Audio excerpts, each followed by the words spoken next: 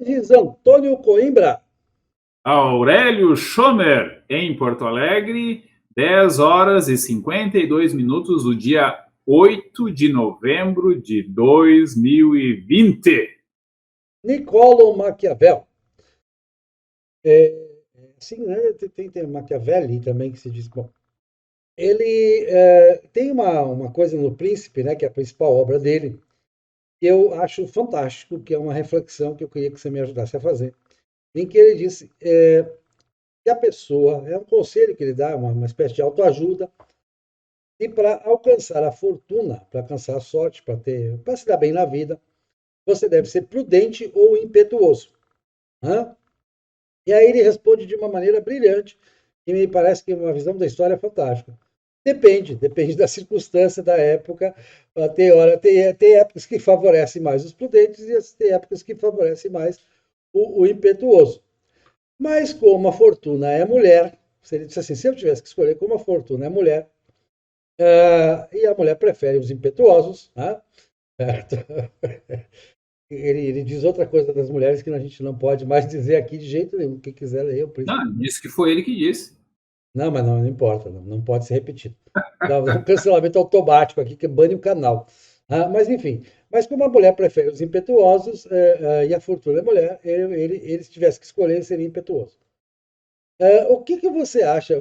Nós que somos dois prudentes por covardia, certo? Por absoluta falta de impetuosidade. Servidores públicos, né? Não só isso, né? No geral, a gente é uma covardia proverbial.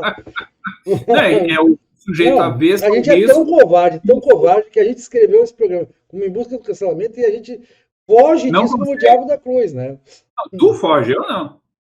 É, bom, mas é que quem controla a monetização aqui sou eu. Os interesses, né? Claro, o Maquiavel estava falando de quê? De ganhar dinheiro, né? Como é que se diz? O sistema de incentivos contemporâneo é favorável à covardia. Inclusive, muita gente aí está escondido dentro de casa porque, enfim, tem medo de pegar um resfriado, né? Um resfriadão e morrer. Né? O que é Bom, extremamente improvável. você tocou no ponto fundamental. O que acontece? Para a economia, é melhor a impetuosidade.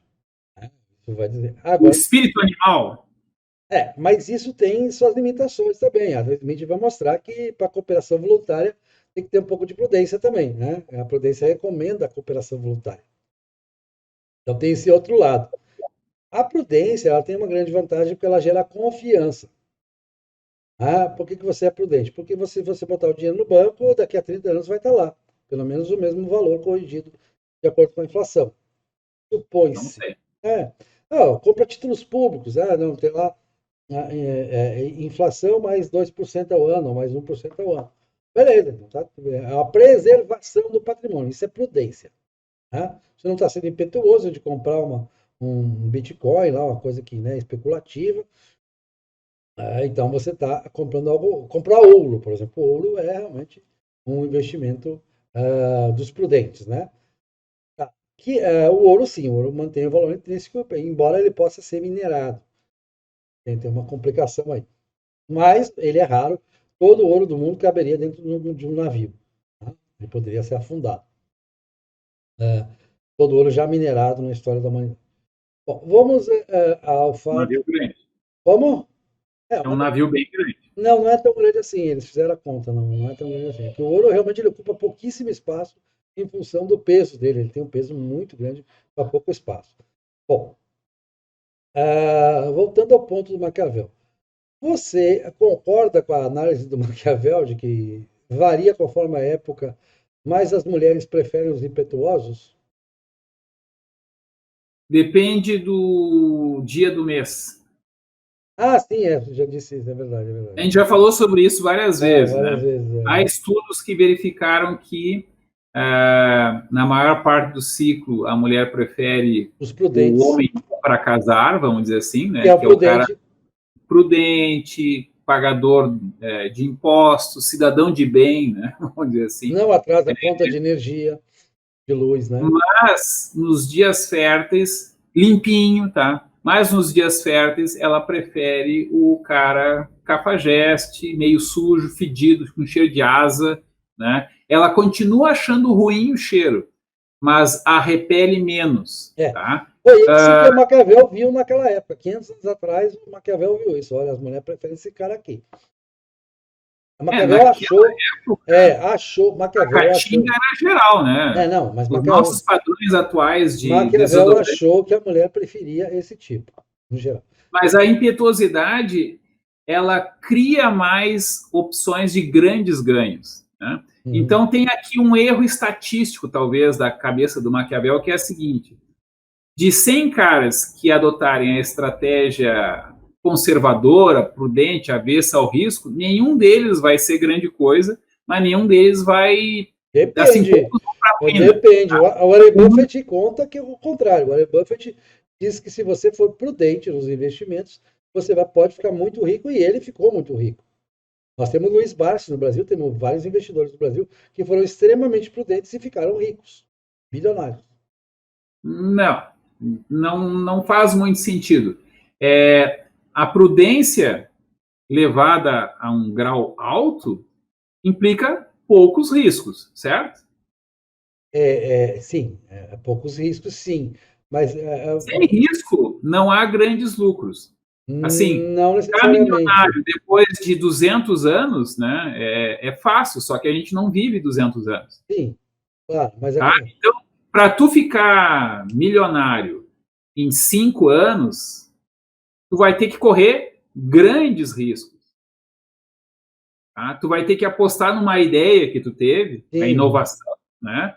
E vai ter que, sei lá, vender a tua casa para tocar aquilo. Ou vai ter que fazer ligações com pessoas que vão ficar com a maior parte do lucro. Então, se o teu risco for maior, tu pode perder tudo, por isso se chama risco, mas também a tua chance de alavancar e ganhar muito é correndo grandes riscos. Então, de novo, se eu puder depositar R$10 com um juro de 1% ao ano e pegar o dinheiro daqui 500 anos, eu vou estar milionário, mas eu não vou viver 500 anos. Então, um plano viável de ficar milionário, de virar bilionário, tu tem que correr grandes riscos. Tá? Mas aí, o que eu estava chamando a atenção? E aí tu me cortou. De 100 caras que utilizarem uma estratégia muito conservadora, muito avessa ao risco, vai ter um número pequeno deles que vai para a sarjeta, por questões que não tem a ver com a prudência deles, tem a ver com o azar mesmo. E por mais prudente que tu seja, a desgraça pode cair sobre a tua cabeça, tá? O cara pode ter câncer, pode ser atacado, pode ter uma guerra, pode ter um golpe político, mil e uma coisa que mesmo o prudente de hoje pode se ralar muito. A vida é perigosa para todos. Mas, daqueles que correm riscos, muitos mais vão se ralar feio, tá? Mas alguns deles vão ter sucesso. E aí a gente confunde. É tão bom ser impetuoso quanto ser cuidadoso? Não. Mas só vai ter muito sucesso se tu correres grandes riscos. Sim. Claro, tu pode ser agraciado pela fortuna também, porque tu pode ser amigo de alguém que vai te ajudar muito, vai te dar, tu vai receber uma herança de um tio lá essa também pode acontecer, tá? Eu tô me lembrando agora da Jane Eyre lá. Não, mas mais provável é que tu tenha uma vida medíocre, uma vida confortável, uma vida seguro.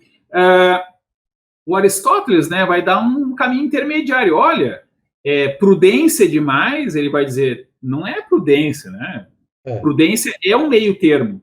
Então, o cara que é muito temerário, ou seja, corre riscos alocados, e o cara que é muito medroso, tem que ter um ponto de equilíbrio entre isso. Então, claro, nós dois somos a prova viva de que de 100 pessoas de classe média que vai continuar classe média, a gente é avesso ao risco. E a gente é tanto mais avesso ao risco, quanto mais a gente tem esperança de que aqui no perfil meio baixo, meio discreto, a gente até brinca de ser cancelado, a gente vai ter uma vida boa.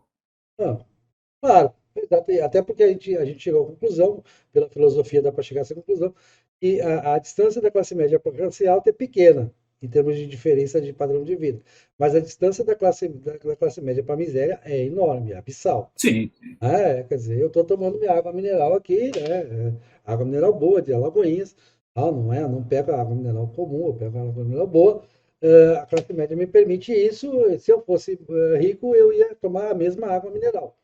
Mas se eu fosse miserável, eu ia dar graças a Deus se eu pudesse tomar água da torneira, já seria um grande.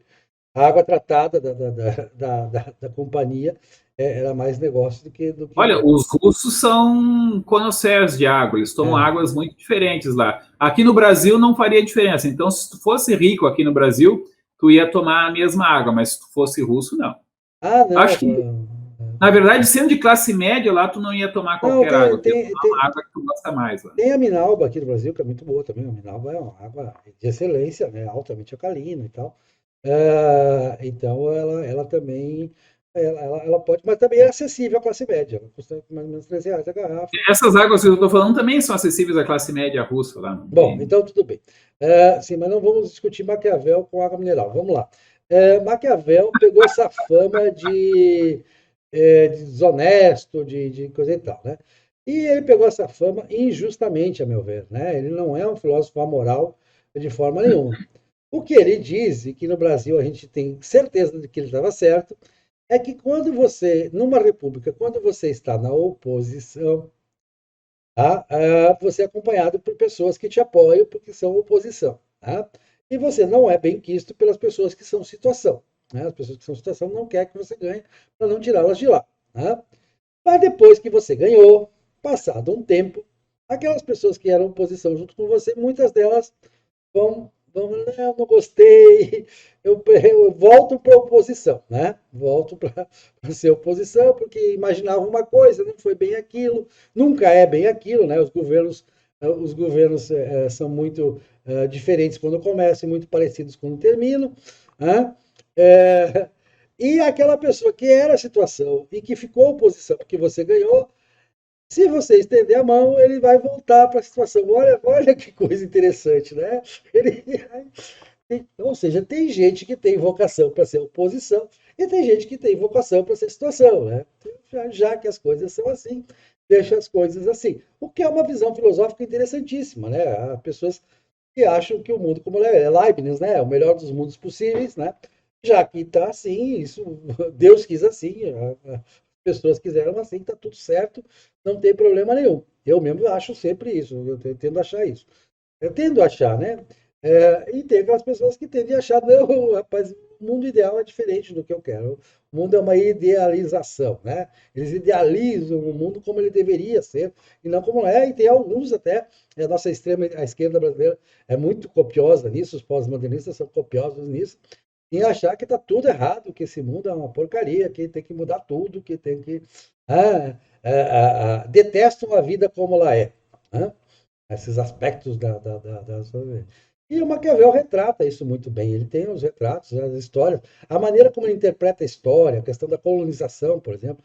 Se é para colonizar, tem a maioria dos seus, porque se você for colonizar e não tiver a maioria dos seus no território, isso vai dar prejuízo, vai dar problema. Aí não deu outra, né? Ele deu essa previsão.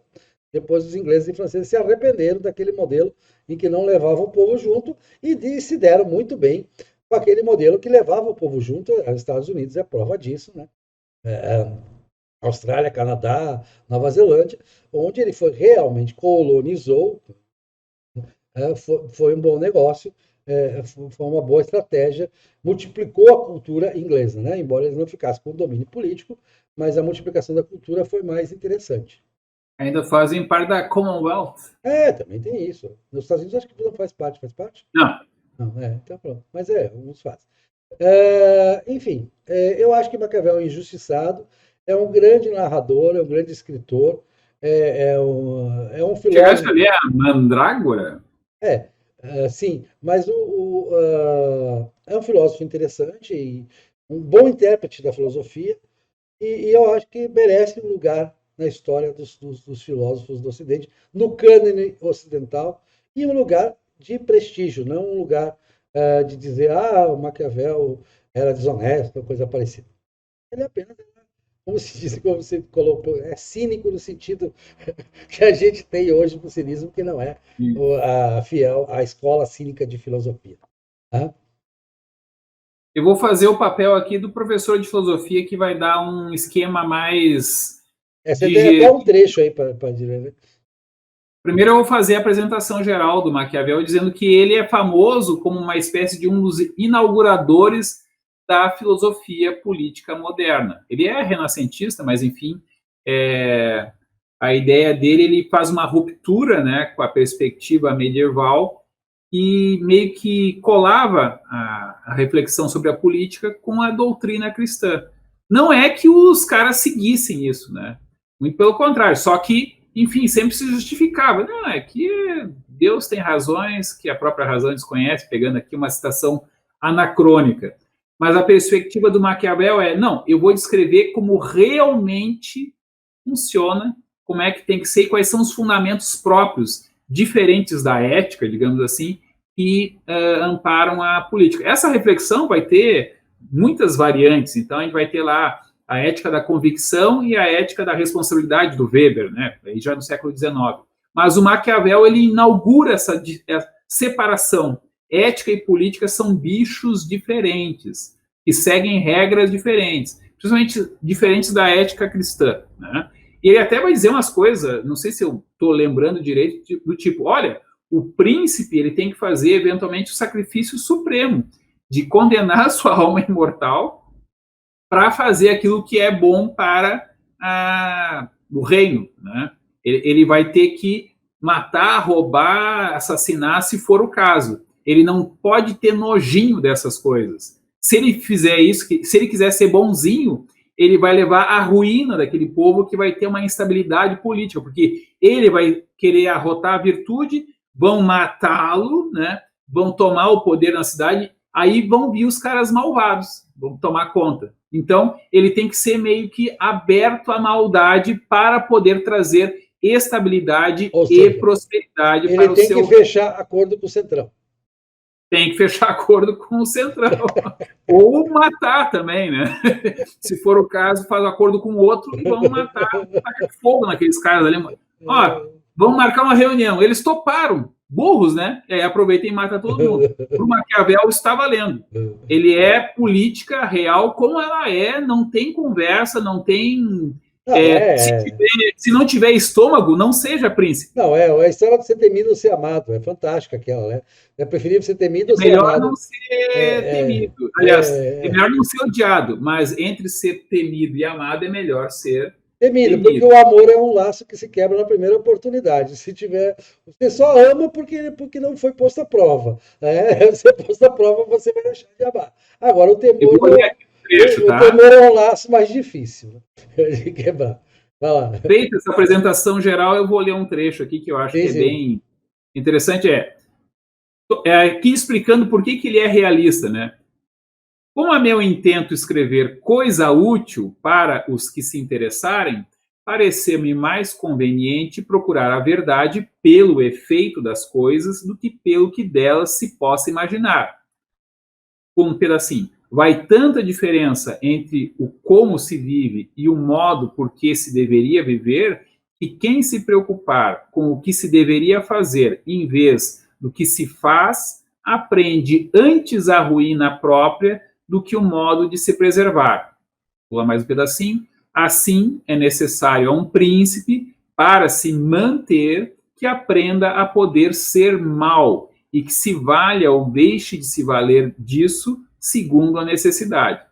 Aqui até tem a edição, aqui o Príncipe, tradução de Lívio Xavier, São Paulo, Folha de São Paulo, 2010, página 36 do capítulo 15.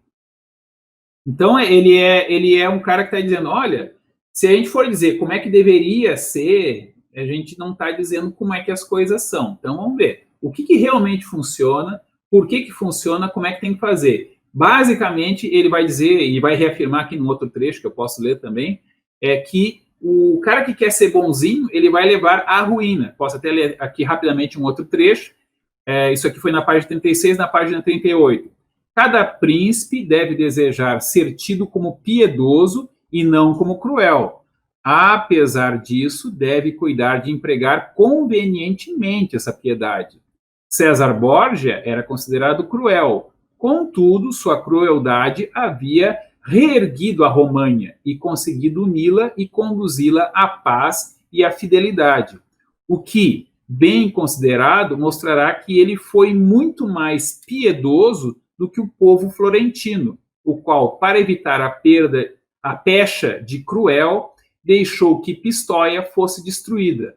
Não deve, portanto, importar ao príncipe a qualificação de cruel para manter seus súditos unidos e leais, porque, com raras exceções, é ele mais piedoso do que aqueles que, por muita clemência, deixam acontecer desordens, das quais podem nascer assassínios ou rapinagem.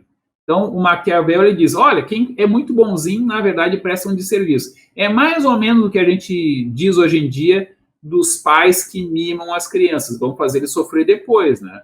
Professores que passam o aluno sem ele ter conhecimento. Aí eu digo, tá, quando é que ele vai ter conhecimento? Quando é que ele vai ter disciplina? No primeiro emprego? Se ele conseguir o primeiro emprego, quando ele conseguir o primeiro emprego, né? Sim. Então, só dito. Tipo, eu não vou fazer esse papel porque dá trabalho. O príncipe tem um trabalho duro a fazer que envolve ter um pouquinho de casca grossa, né? Lógico. Eu concordo plenamente com o Maquiavel. Concordo plenamente, é uma questão prática, né? E eu acho até que não condena a alma, não. Eu acho que o Maquiavel era um bom cristão, ele se preocupava com isso, né? Ele era um cara bastante devoto. E ele tinha um elogio também a Aníbal, né? Ele elogiava Aníbal. É um personagem recorrente no Maquiavel. É o general o Aníbal cartaginês. Que trouxe o trombone? Não, o cartaginês. O general cartaginês Aníbal, né? É o que trouxe o trombone do grupo de teatro, aquele. Ah, sim, sim. Que venceu a Segunda Guerra Púnica, se não me engano, foi a Segunda Guerra Púnica. Sim, mas o Aníbal ele ganhava as batalhas e não ganhava a guerra, né? Não, mas aí foi o Senado cartaginês que não ganhou. O Aníbal ganha. Quase em Roma e não, ele é criticado pelos não é isso. Não foi isso. Não ter tomado. Não, ele não tinha autorização para entrar em Roma. Tá? Ele ganha a batalha. Na batalha há uma vitória fantástica. E ele tinha, se não me engano, a história, a tradição é 5.000 anéis de romanos, que os soldados romanos usavam anéis. Ele tira os 5.000 anéis e manda num saco. Ele se acampa no sul da Itália e manda um saco para o Senado cartaginês, né? E diz, olha, eu quero, tá aqui os 5.000 anéis, a prova de que eu ganhei a batalha, e eu quero autorização para invadir Roma logo, antes que eles possam se reorganizar. E o Senado cartaginês demorou a tomar a decisão. E ao demorar a tomar a decisão, Aníbal não podia agir, ele era disciplinado, Cartago tinha suas leis, ele era disciplinado, era um general que obedecia às disposições do Senado, ele entendia que existia um poder político acima dele, um poder militar dele, e aí ele espera essa decisão demora, e quando essa decisão demora, aí tudo estará perdido. Esse general não me serve. Até aquela história, voltamos a Maquiavel, né? Você esquece o que fez, o que sofreu a sua ação, não esquece o que você fez para ele. O Júlio César, né? Não podia atravessar o Rubicão com o exército.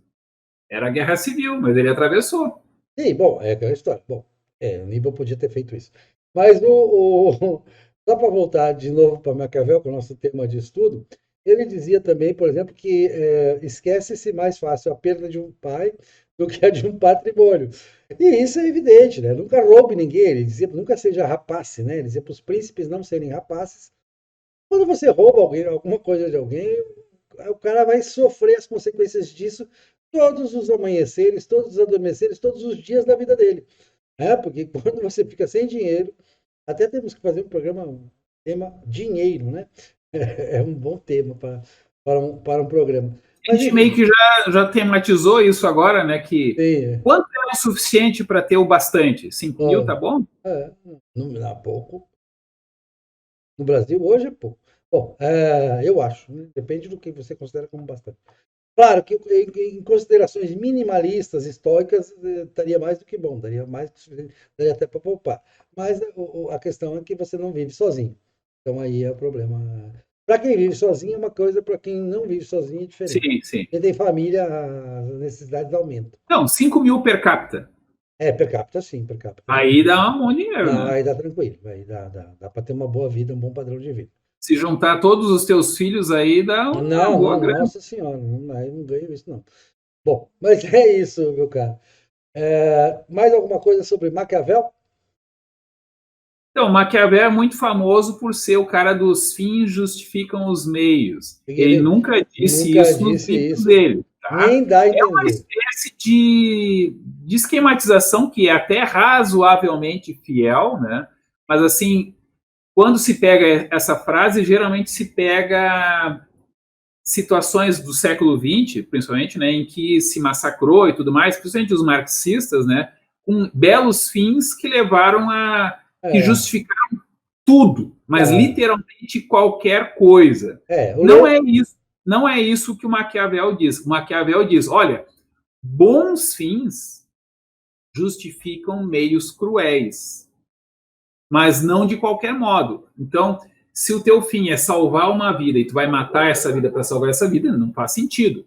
Tem que haver um mínimo de coerência entre os fins e os meios. E também, claro, ele está pensando no bem da cidade. E aí ele entendeu, olha, do ponto de vista do interesse do bem da cidade, é a mesma lógica que eu já comentei, né, da ética, da responsabilidade, não das convicções, né?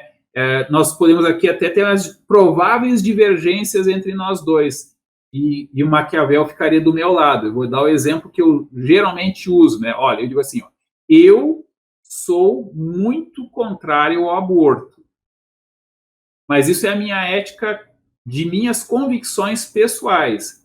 Eu não acho que deva ser proibido o aborto em todas as situações. A lei brasileira já permite algumas e eu até seria mais flexível. Mas eu não estou dizendo que eu sou a favor do aborto, que eu não acho uma coisa horrível. Só que eu acho que os danos de proibir demais são maiores do que permitir. até porque Aí a ética da responsabilidade mas aí predominando sobre a ética das convicções. há uma questão de fundo que eu defendo sob o ponto de vista biológico, eu considero, eu equivalho o aborto ao homicídio. Você não equivale o aborto ao homicídio, então aí é uma diferença É que a gente autoriza a violenta. matar também, né? Mas o homicídio. Em algumas situações. Eu sou contra a pena de morte. Então eu não autorizo matar em situação nenhuma. Então, eu posso até concordar contigo, ok, aborto é matar um ser humano, mas eu não sou radicalmente contrário a matar seres humanos. Eu sou. Mas então, isso é a questão. Não, tu não é, porque tu aceita a pena de morte, tu Não. aceita Eu sou legítima contra. defesa. Não. Eu sou contra a pena de morte. O Agostinho já na idade. Pena de morte. Eu sou contra a pena de morte. No final, nos estertores da antiguidade, e vai ter muita influência na Idade Média, ele diz: olha, as leis de Deus não permitiriam nem mesmo a legítima defesa. Eu preferiria ser morto a matar um outro ser humano. Mas o Estado tem que permitir a legítima defesa. Então, essa tradição, claro, a gente diz, o Agostinho, o Maquiavel, ele rompe com essa colagem da moral cristã com a política, mas, de certa maneira, a gente poderia dizer que, olha, o Agostinho, no final da Antiguidade, ele já dá essa distinção. Sim. Uma coisa são as leis de Deus, outras são as leis tanto que públicas. Agostinho escreve Cidade de Deus e Cidade dos Homens. Eu não li esse livro, mas eu li no Livre-Arbítrio, ele retoma essa questão, ou ele inaugura lá, não sei o que ele escreveu primeiro, né? Uhum. Mas o Maquiavel, então, ele é muito importante porque ele retoma, ele, de certa maneira, no Renascimento, ele retoma essa distinção que durante a Idade Média, apesar da influência do Agostinho, fica meio misturado. Há uma tendência a dizer, dar uma enrolada dizendo que no fim se seguiu a moral cristã e não se seguia, né? Se seguia. Bom, como é que eu faço para ficar mais rico? Eu tomo a terra do meu vizinho. Que é um problema que mina a confiança. E a igreja. Não, mas aí era guerra. A guerra valia. Mas a igreja... Porque vencer a guerra era uma maneira de descobrir, pré-calvinista, né? Que tu tava com Deus do teu lado. Exatamente. Esse é o grande problema. Mas aí eu gosto sempre de uma frase que eu uso no meu livro. aquele negócio de te dizer que tá em São Paulo isso, né? Interpretativo. De dizer que Deus escolhe os governantes, né? Os reis, né? Aí os reis, quando as coisas davam errado, a culpa era de Deus. Ó, Deus me escolheu, deu errado. Quando dava certo, ele esquecia É. Deus, ele acreditava a si mesmo. Era muito conveniente essa regra. Não, eu acho que ele até diria, não, foi Deus que quis, é mais ou menos aquela conversa de os homens não se sentem muito diminuídos se descobrir que o pessoal gostava dele pelo dinheiro dele, porque ele se identifica com o dinheiro dele.